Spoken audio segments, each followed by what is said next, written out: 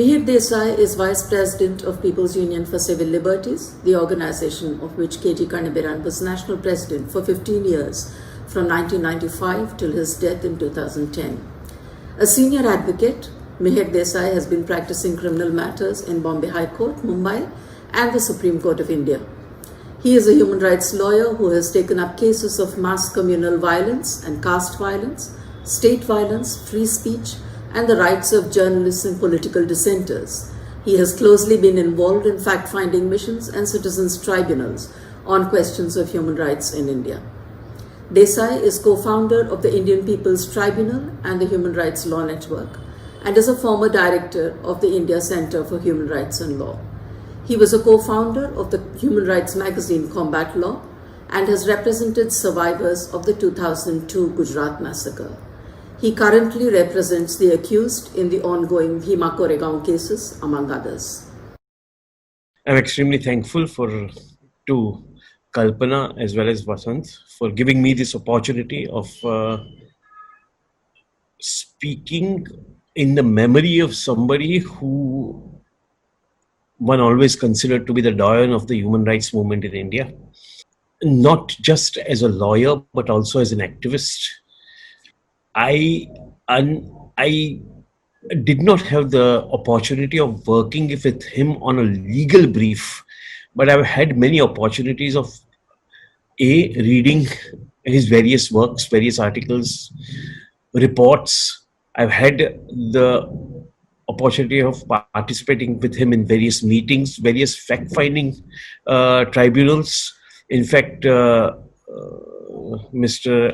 Karnabiran passed away before the present national regime of Mr. Modi came about. But, and possibly if he was alive, he might have been in jail today. But looking at the way things are going, but I do remember that in 2002, after the riots in Gujarat, when Mr. Modi was the chief minister, we had together participated in the tribunal, in an exhaustive tribunal which went on over weeks and weeks concerning the violence in Gujarat. So I have, and of course one has met him many times otherwise also. So the memories are very, very fond of Mr. Karnabiran. And everybody knows that his passion was as a lawyer for the defense in most of the cases, of course. So his passion was for the lawyer for the defense, and his critical insight. And I feel that his book, The Wages of Impunity, is a compulsory. It should be made a compulsory reading in all law institutions and even non-law institutions where social sciences are being taught. There is one thing which he in the book, I'll just like to quote from what he says. He says that while the rule of law is a civilizing factor, it is at the same time an instrument that facilitates the uncritical acceptance of the deployment of violence for governance and to justify war. This interplay of violence and power has little to do with the ideology that states or government profess. And this is precisely what I am going to elaborate and talk about today. But before I do that, I just wanted to quote one more paragraph from another article from the same book, where he says that political discontent, which was genuine to start with, has never since been examined and no attempts have been made to resolve it. Instead, discontent has been allowed to fester until it could be dealt with later as a law and order issue. That is, discontent was outlawed de facto without overtly banning the activity. After the 44th Amendment, it was no longer possible to invoke emergency provision to contain internal disturbance. They can only be invoked when there is a threat of armed rebellion within. When this amendment was brought about, the obvious intention was to prevent the state from frequently and on the slightest pretexts resorting to emergency provisions to impose an arbitrary authoritarian rule. Ironically, This amendment seems to have given more space to the executive to introduce repressive legislation without the necessity of suspending any of the fundamental rights. And then he goes on to speak about how TADA, etc., were introduced by the 44th Amendment, permitting such enactments to be introduced. So while he's a major critique of the emergency period, but even post-emergency, his insights are quite amazing in various aspects which he covers in the book. Let me just go into the two issues which he was very passionate about, and about which he has written, and on which he has handled hundreds of cases. One is the issue concerning preventive detention, the detention laws, and second was about the special legislation such as TADA and POTA, and UAPA to a large extent only during the later part, or during the last part of his life, the amendments to the UAPA. The reason why I want to go into it is because if one looks at the situation today, we need to put the detention laws as well as the UAPA laws in their context. Now remember one thing, that most of the detention laws came not necessarily during the NDA government or during the BJP government. Many of them have come, or majority of them came through the constitution, and thereafter through various legislations passed by various Congress governments. We have to be clear about that. And the reason why I'm going into these two aspects, the preventive detention as well as the special anti-terror laws, as they call it, okay, is because these are the laws which allow the state to carve out exception for its own lawlessness. Okay. These are the laws which permit the state, okay, to, on the one hand, say that we are governed by the rule of law, and on the other hand, pass such legislations which violates the rule of law altogether. Okay. These are the laws which go against the basic tenet of constitution, such as freedom, equality, right to life and liberty, etc., etc. So these are the laws, while they are within the framework of rule of law, are actually in violation of the rule of law. And that's why it becomes important to look at these laws, which gives an exceptional power to the state over citizens, to arrest them, to detain them, to charge them with offenses which otherwise they may not be able to charge them with, keep them behind bars for years together. And these are the laws which have been used systematically over the period of time for keeping people behind the bars for a long time, as also for ensuring that dissent in any form is crushed. Now, the reason why these laws become important today, okay, is because if you look at the last 5 or 6 years, I feel there has been a consistent and strong hollowing out of the institutes of accountability which are required in a democracy. Yeah. Now, what are these institutions? And in that context, I would like to look at these laws and how they are being used today. In what context? Why do I say that there is a hollowing out? Now, if you see, under the constitution, as well as under various legislations, the executive as well as the legislature are required to be accountable to people in various ways. The one obvious way we know is, of course, elections every 5 years. Okay, that's one way of being accountable. But apart from elections, there are various institutions set up, such as the Election Commission, such as the Controller and Auditor General of India, such as the Parliament itself, such as the Lokayukta, such as the Right to Information Act and various provisions under that act. So these are various provisions by which you can hold the executive as well as the judiciary, as well as the legislature accountable. And what we have seen is consistently there has been an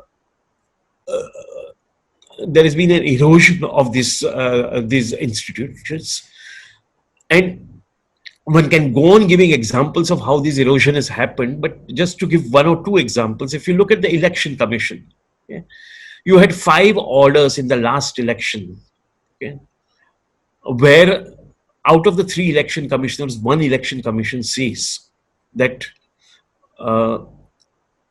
that Mr. Modi and Mr. Modi has violated the code of conduct. Okay, one of the election commission says on 5 occasions. On all 5 occasions, the other 2 disagree. Now that's fine. Other 2 disagree, but they don't allow the dissent to be recorded. They don't allow the dissent to come out in public. Okay. And then what happens is this very election commissioner who gives a dissenting opinion, he and his wife face immediately income tax ordeals. Okay, the law is used, okay, in order to threaten them, in order to terrorize them, and finally, what happens? Finally, he leaves. This gentleman leaves. Okay, so that is as far as the election commission is concerned. A similar thing happens with the for instance, the CBI, where the CBI, we all know how there was a dispute between the director and the joint director of CBI. Finally, the director was removed, apparently because he wanted to go and investigate the Rafale deal. He was removed overnight, though there was no power to remove him. He was removed overnight. Somebody else was placed in his, put in his place, etc., etc. So every institution, and judiciary, we know initially the attempt was to somehow create a problem within the judiciary through NJSC, that is the National Judicial Commission, for appointment of judges of the higher courts. Supreme Court struck it down, but they have found a way around it. The executive has found a way around it, and it has been able to put pressure on the judiciary in various ways, either through the IB, either through not responding to any request from the judiciary, either through possibly helping the judiciary out, individual members of the judiciary out when they are in trouble, such as a trouble with sexual harassment case, or such as a trouble with a chief minister dying, committing suicide, and naming some of the judges. So in all these respects, the executive has been able to, what one can say, tame the judiciary. Similar thing is with the RBI. You had first Rajan, who was removed because he did not agree. Then they put their own man, Urjit Patel, who also did not agree. So he was removed. A third person has been brought in. So you have a hollowing out of Lokayukta hardly functions. Nobody was appointed for a long time. CAG, now they have Mr. Murmur, who has been appointed as the head of the CAG, who was the principal secretary during the Gujarat violence in Gujarat during CM Modi's time, and who is under a lot of cloud for various other reasons. Parliament itself is not allowed to function properly because you have a situation whereby like this time you saw the question hour was taken away. You have various laws being passed as money bills, making Rajya Sabha redundant. You have the entire office of leader of opposition being done away with, because of which what happens is that that on many of the appointment committees you don't have any leader of opposition. So what the chief prime minister says goes through. So there is a constant hollowing out of various institutions of accountability, apart from 3 other things, which are basically, if you look at educational institutions, a complete erosion of autonomy of educational institutions, violence being used within the educational institution, state violence being used, whether it's Aligarh, whether it's Jamia, whether it's JNU, one sees that constantly happening. You have similarly the media being completely placed under control. Either the channels are owned by some people from the government, or through the method of advertising, or through method of now using the UAPA to arrest journalists, bringing out a chilling effect on the journalists. So these are various ways, and finally the civil society organizations attacked in various ways, either by filing cases against them or using the FCRA, either through amendment of FCRA or by cancelling FCRA's foreign contribution registration licenses, thereby preventing them from acting as effectively as they want to. So there are various ways in which the dissent of any kind is being crushed in our country today. And the two laws which are used primarily nowadays for crushing the dissent are UAPA, that is Unlawful Activities Prevention Act, and the various preventive detention laws, including the NSA, which was used against Dr. Khalil in the context of what had happened in Uttar Pradesh, Dr. Khalil. But let me just go back before I go into UAPA and preventative. If you see that in 1919, you had this famous Rowlatt Act being passed. What did the Rowlatt Act provide here? Rowlatt Act provided essentially that up to 2 years, persons could be kept in jail without trial. So it was a preventive detention law for 2 years without trial and search without warrant. This is what was the Rowlatt Act. It's popularly known as Rowlatt Act. It was actually titled as Anarchical and Revolutionary Crimes Act at that point of time, and there was a huge protest against that. And one of the most significant symbol of the protest is the Jallianwala Bagh massacre, where the meeting took place to protest against Rowlatt Act, to protest against preventive detention laws, which people felt would be misused. Okay. And of course, then thereafter, the Gandhiji's Satyagraha started, the non-cooperation movement, civil disobedience movement, etc. started. And after 3-4 years, this act had to be withdrawn. Okay. Because our national movement and its leaders believed that this law was what they called at that time, maybe inappropriately, black law, okay? And that it needed to go because it allowed the police executive power to preventively detain people. After that, of course, once the law was forced to be withdrawn, then you had the Defence of India Act, Defence of India rules, which came in the 30s, and again once the war started in 42. So the question came in during the Constituent Assembly debates and thereafter as to what do you do with preventive detention? I mean, do you have, because throughout the national movement had always opposed preventive detention. They said you charge a person, you convict a person, you jail a person, which is one thing. But without charging a person, without convicting a person, how can you put him behind bars? Freedom movement was about freedom. Okay? So you can't put people behind bars unless you charge them, unless there is some kind of a conviction. How can you put them behind bars?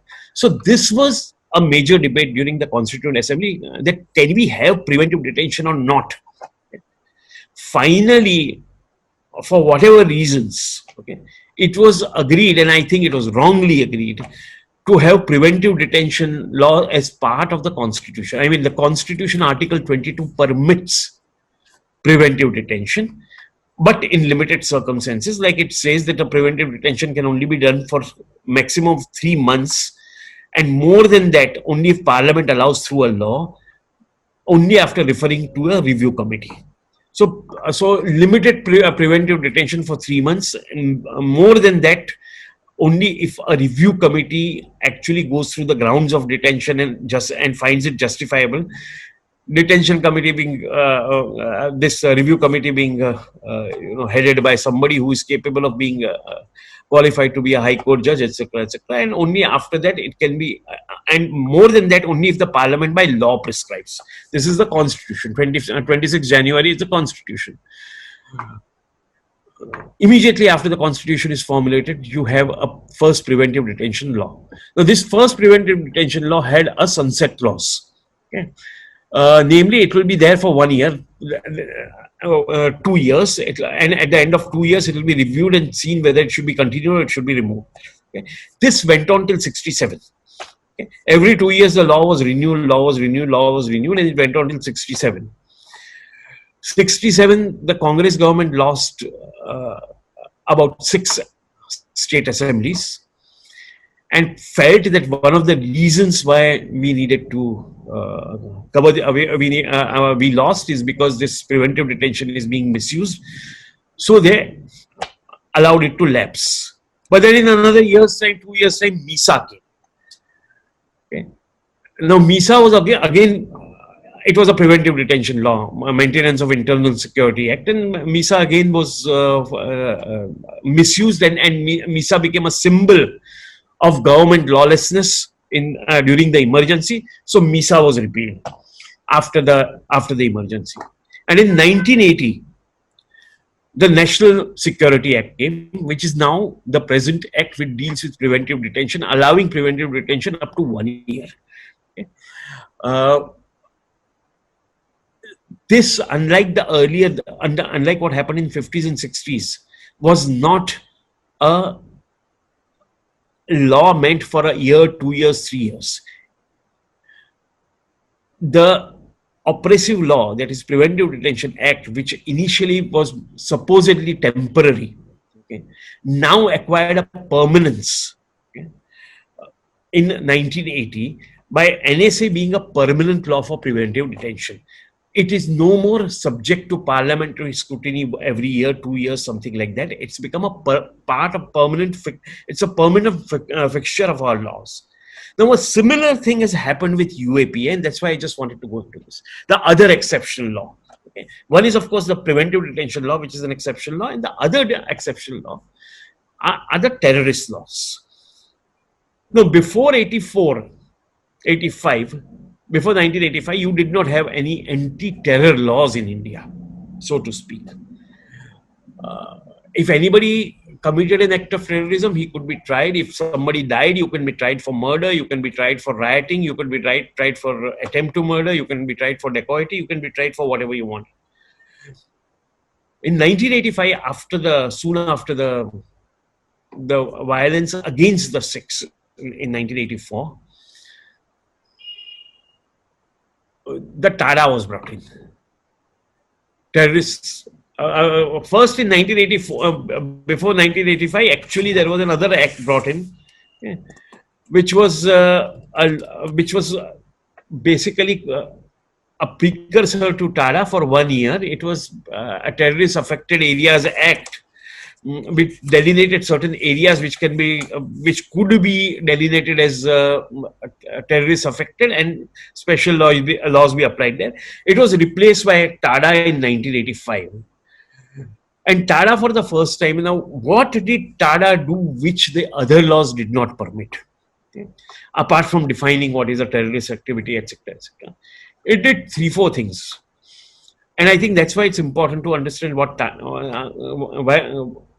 how TADA was different from the normal law. Now, under the normal law, what happens is that under the normal criminal procedure code, okay, there are 2 rights available to a person who is likely to be arrested or who is arrested. The first right is that I have a right to apply for anticipatory bail. Even if I am charged with murder, I can still apply for anticipatory bail. If the court is satisfied that the grounds against me are not strong enough, the court can very well say that grant him anticipatory bail, there is no need to arrest him. Impose certain conditions, but don't arrest him. Now, TADA does away with anticipatory bail. So, if I am likely to be arrested under TADA, I cannot avail of anticipatory bail. Similarly, as far as bail is concerned, ordinarily what happens is that once you are arrested, the court will find out whether you are likely to abscond, you are likely to tamper with evidence or not, or put some conditions, and after some time grant you bail. Okay. But under TADA, there was a special provision which says that you cannot grant bail to somebody unless the court comes to the conclusion that the person is not guilty of such offenses. Okay. So at the stage of bail, before even the evidence is laid, before even the trial begins, Okay. The court should come to a conclusion that the person is not guilty of such offense, and only then a bail can be granted. So one can imagine how many people would have been granted bail. Hardly anybody. Okay. So bail was basically denied, which is otherwise a right. Which was otherwise a right. Bail, not jail, is the principle which is supposed to be followed. It's otherwise a right. So bail was denied. Third thing, ordinarily what happens is the police custody is for 15 days. Okay? Once you are arrested, 15 days police custody where police torture you, etc., etc. Now it was extended to 1 month. And the charge sheet gives you the grounds on which you are arrested finally. Okay. That charge sheet normally would have to be filed within 60 days. Okay. Under this act, there was an extended period of 1 year, okay, given in order to file a charge sheet. Okay. Which means what? That for 1 year you don't even know what the detailed grounds on which you are arrested. You won't get bail because no judge is going to say you are not guilty if nobody knows why you are arrested. So nobody is going to say that, give you bail. So effectively what it meant is that it allowed preventive detention for 1 year without taking recourse to preventive detention laws. Okay? This is what TADA did. Okay? Apart from that, so this was one thing. Apart from that, what happened is that there was certain kind of privilege given to witnesses. You were not entitled to. If the judge felt that certain witness was sensitive or something like that, or the accused was not entitled to know the name of the witness. So you can imagine the kind of problem it caused. Similarly, confession of a co-accused, which otherwise is not admissible in law, was made admissible. There was a presumption, okay, and there was that suppose you are found at a place where arms are found, okay, or suppose your fingerprints are found in some place where there is an explosion, okay, you might be a passerby, you might be anybody, then there is a presumption that you are a terrorist, and the presumption has to be rebutted by you. So this was the end, and there could be various attachment of your property, etc., etc. So this was the situation as far as TADA is concerned. This is how TADA was brought in '85. But TADA had one thing: TADA had a sunset clause. TADA had to be reviewed every 2 years, okay, by the parliament. So every 2 years it would go back before the parliament, and then the parliament would have to decide, okay, as to whether to continue or not. Okay. TADA was taken to Supreme Court. Supreme Court upheld the validity of TADA with certain exceptions, certain generalizations. It upheld the validity of TADA. But finally, you see, what was found was there were major protests against TADA. And the reason was this, that in 1994, there were 70,000 under trials. 70,000 under trials in India, across India, under TADA. Okay. They had not been subjected to trial, etc., etc. Many of them were inside for years together because the trial had not started. Okay. And the rate of conviction under TADA, remember, burden of proof has shifted. Okay. Witnesses can be confidential against you. Confessions made by you can be used against a co-accused, etc. And also again another thing, that confession made to a police officer was permitted, unlike under normal criminal law where the confession has to be made before a magistrate.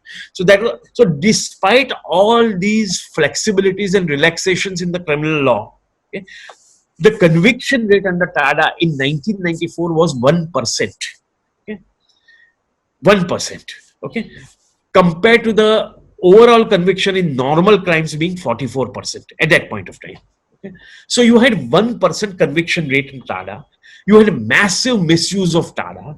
Okay? You had people who had nothing to do with terrorism, persons who were basically opposed to rises in milk price in Gujarat being arrested under TADA. You had people who were striking for their genuine rights as workers being arrested under TADA.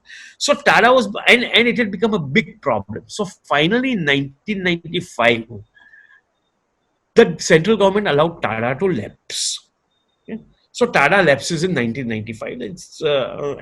And that's the end of TADA. Of course, the existing trials under TADA continue, but TADA lapses, okay, in 1995. After that, what happens is that in 2000, okay, the government, after that, what happens is that you have in 2000 the government asking forming a committee to decide whether you need a permanent law for dealing with terrorism. 2001, two events happen. One is, of course, the famous World Trade Center attacks in New York, and the Parliament attack in December in India. Using this as a reason, they come out with what is known as POTO, Prevention of Terrorism Ordinance. This is before the, and which later on gets converted to POTA. Okay, so POTO is brought out, and this is converted into POTA in the later year. Again, this is similar to TADA, very similar to TADA. 2 or 3 differences. One is here also, this is subject to a sunset clause in the sense that every 3 years it has to be reviewed, and unless it's specifically continued by the Parliament, it would stand repealed. Instead of 2 years earlier under TADA, it is 3 years. The confession, which was still permissible to be made to a police officer and not necessarily to a judge, magistrate, was admissible in evidence, but not against a co-accused, unlike it was in the TADA. You had one other important thing, 2 other important things which were set up here. One was a review committee was set up, which would review the cases, okay, of people charged under TADA. A review committee set up by the government, which would review the cases of people charged under TADA and see whether these cases under TADA should be continued or not. So there was a kind of a filter, okay, a review committee. And as far as bail is concerned, there was it was like in TADA that unless the court finds him not guilty, but that condition was to apply only for the first year of the bail, first year of the arrest. That after first year of the arrest, your normal bail conditions of criminal procedure code would apply. So after the first, so for the first year, this stringent condition, but after first year of arrest, the normal bail condition, so people would start getting bail. Again, the problem with POTA was it was misused massively. You had politicians being arrested, you had people who were striking, who were people who were protesting against their houses being demolished, being arrested, etc., etc. So all these things happened.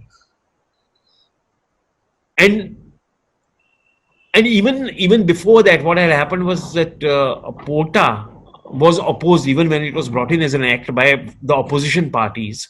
So it could not be passed through Rajya Sabha. And at that time, one of the unique times when the parliament called a joint parliamentary session of Lok Sabha and Rajya Sabha, and could only then pass the law, POTA. But anyway, there was a lot of opposition and Congress in 2004, UPA, one of its this thing was that we'll do away with POTA if we come to power. So when they came to power, POTA was done away with. It was done away with. Repealed POTA. Repealed POTA. Anyway, there was a sunset clause, they repealed POTA. So POTA was repealed. After that, on the same day that they repealed POTA, they brought out an amendment to the UAPA Act, that is Unlawful Activities Prevention Act. Okay? Now, Unlawful Activities Prevention Act already existed on the law book since 1967. Okay? But that law essentially dealt with banning certain organizations. Okay? It was not a law dealing with terrorism. It was a law dealing with banning certain organizations which spoke against unity, integrity of India, and which talked about secession, which supported secession, etc.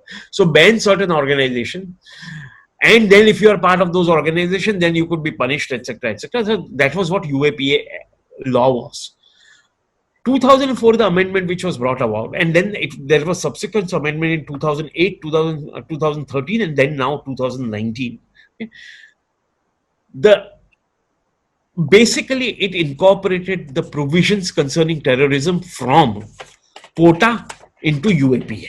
So while POTA is repealed, okay, you have UAPA coming in with similar kind of provisions with minor changes here and there. But at the same time, so you have here two or three under UAPA. There are two or three things which we must focus on. One is that there is something called unlawful activity and unlawful associations. Now, unlawful associations are those which from time to time will be declared as unlawful if that association is found to be acting against unity, integrity of India, or talking about secession, or talking about some part seceding from India, etc., etc. Then an organization can be declared as unlawful through a official government gazette notification issued from time to time. So that's one thing, unlawful activities. Second is terrorist organizations. Terrorist organizations are those which are named in the schedule to the act itself. Now there are more than 40 organizations named in the schedule to the act itself, which are classified as terrorist organization. So that's the second thing. Okay. And then there are other offenses which are related. Now, essentially, over a period of time, you see, through amendments, what has happened is that the same provisions of POTA are now brought in here into UAPA. So repealing POTA really didn't make any damn of a difference, okay, to what kind of act would now come into place. Not only that, I personally feel there are at least three issues, okay, three things which are worse in UAPA than POTA. Okay. First is that under POTA, as I mentioned, there was a review committee which used to filter the cases. Only if the review committee allowed could a sanction be granted to prosecute somebody under POTA. Review committees are completely done away with under UAPA. Second thing is, under POTA, as I mentioned earlier, the strict bail conditions, which effectively denied you bail altogether, would apply only for 1 year, and after that the normal bail conditions of criminal procedure code would apply. This has been done away with in POTA, in UAPA. That means what? That forever and after, till the trial is over, the strict bail conditions would continue to apply. So it's very, very unlikely that you will get bail. That's the second thing. The third thing is that both UAPA and both TADA and POTA had, as I mentioned, sunset clauses. 2 years, 3 years, just as the preventive detention initially had. And just as the preventive detention, the temporary law initially got converted into a permanent law in 1980. Similarly, UAPA acquired the character of a permanent anti-terrorism law without any sunset clause. The advantage of sunset clause is that it's constantly supposed to be reviewed. It has to be placed before the parliament. It has to be debated in the parliament. Here, there is no reason for any debate. There is no justification for debate, etc., etc. And you can just simply continue with this law forever and after. So UAPA in that sense is a much more oppressive law than POTA or TADA ever were. We have to remember that. Now look at the way the UAPA is. Having talked about this, I'll just talk about the ways in which briefly speak about the ways in which UAPA has been used in the current times, in the present times, and why it is absolutely essential that one doesn't call for dilution of UAPA, one calls for repeal of UAPA. Now remember one thing, there are at least 3 cases going on right now where UAPA has been majorly used. Yeah? Which are those 3 cases? One is the Bhima Koregaon case, which has happened in Maharashtra, but which has acquired a national flavor. Okay, where everybody has been charged with some kind. Everybody who is arrested is charged as being a terrorist, and put behind bars. Whether that person has anything to do with terrorism, whether that person has ever entered Bhima Koregaon, whether that person ever entered a forest is irrelevant. You are charged with this and you are put behind bars. That's one thing. Second case is the Delhi riots case, okay, where the victims have become now the accused. Okay. through the UAP. UAP has been used against various people, saying that actually those who are victims and those who called for peaceful protests, those who always supported Gandhian ideals of peaceful satyagraha and non-violence, have been now charged as being terrorists and have been put behind bars. And many more people are likely to be arrested. Similarly, in the Hathras case, the third case, where the girl was mercilessly raped and beaten and killed, her body burnt overnight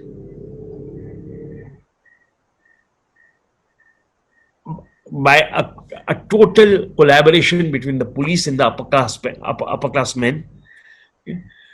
And what is happening now? Journalists who try to go and investigate what is happening are being charged under UAP as being terrorists, as being performing unlawful activities, etc., etc. Now, remember, as I told you, and the reason why, and what is happening now is just coming back to what I was trying to say, that what is happening now is the use of the law. You see, there are various ways in which you can crush dissent, or you can quieten dissent.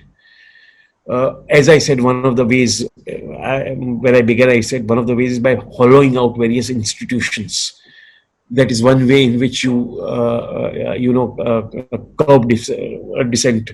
You hollow out Lokayukta, you hollow out the Supreme Court, you hollow out Parliament, etc., etc. You control the civil society organizations and you control the press, the media. Okay? These are the ways in which you do it. What the government, it is not as if UAPA was not misused earlier. Please remember that. It is not as if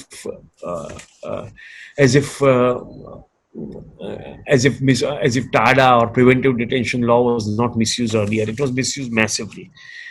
In fact, it is not. In fact, many people would say the worst atrocities happened during the emergency, 75, 77. But remember two things. That emergency was a phenomena to protect an individual or one or two individuals. Okay? As soon as those people felt protected, emergency was lifted. Okay? It was a temporary event, okay, for 2 years. And therefore, as soon as the temporary event is over, things start getting normalized. Okay? Presently, you are not dealing with a temporary event. You are dealing with the spread of an ideology, okay, which seeks to establish permanence in our society, okay, which seeks to establish itself as the only ideology which will be acceptable in the society. Okay. In order to do that, it has to root out dissent. It has to root out any kind of objections to the way it functions. And it will use legal as well as extra-legal methods of doing so. Various extra-legal methods can be used, such as individual killings, like we saw Gauri Lankesh, Dabholkar and various other. But individual killings only kill that individual, create some sort of a chilling effect for the time being, and then people again start protesting. With these kind of conspiracy cases which they are building up, Bhima Koregaon, Delhi, etc., okay, what they are doing is they may not be killing an individual, but they are creating an atmosphere of fear which will last, which will affect not one individual but a large number of people. Like everywhere, 20 people arrested, 40 people arrested, 50 people arrested, etc. So it will affect a large number of people, and it will affect them for a long period of time till the trial ends. So another 8 years, 10 years, 15 years. So imagine the chilling effect of these kind of trials, especially on people who are seen as leaders of the civil society. They are no more interested so much on the foot soldiers. Okay? They are interested in attacking whom they consider are the leaders of the society. And they are using this law, UAPA, to keep people behind bars, irrespective of whether conviction comes or not, keep people behind bars for a long, long period of time. And therefore, I personally feel, and they've acquired a mastery at using this law, UAPA Act, brand anybody as anti-national, brand anybody as violent, brand anybody as urban Naxal, put them behind bars, okay? Let them be in the behind bars for years and years together. Okay? Nobody, and the judiciary has been pathetically bad as far as responding to these kind of cases, whether it was the Romila Thapar's case in Supreme Court, or whether it's a recent case called Wadali's case of the Supreme Court, where the Supreme Court said that at the time of granting bail, the court will not look at the admissibility of evidence which the police produce. So police produce any fabricated documents, and the courts are not supposed to look at them till the trial is over. And trial will be over in maybe 8 years, 10 years, 15 years from now. Till that time, you stay in jail. So this law, okay, its use, it's not a misuse, its use is to keep people behind bars for years and years together without there being any justifiable cause. Okay. And therefore, I feel that it's time that we all demand that a law like UAPA be repealed altogether. You don't need a law like, in order to fight terrorism, you don't need a law like UAPA. You have enough provisions under the IPC and under various other laws, various provisions, like if somebody commits murder, you charge him with murder under IPC. Somebody commits dacoity, you charge that person with dacoity. Somebody commits hate speech, there are already provisions in IPC. There, somebody commits sedition, there is a provision. I don't agree with it, but it's there. Somebody wages a war against the government, there is a specific offense for waging war against the government under IPC. So you don't need these separate offenses. Okay? You don't need this separate law. Okay, to deal with it. The separate law is needed only in order to crush dissent. And that's what it is being used for. And that's why we should all ask for it to be repealed. Thank you very much. And let me just say at the end that we do miss Mr. Kannaveran at this time, because this is the time when I believe that his ideas, his strength as a lawyer and his strength as a human rights activist is badly needed. Unfortunately, we don't have him with him, but we still have his ideals and his principles to go by, and let's try and go by that, and let's see how much forward we can move. Thank you very much.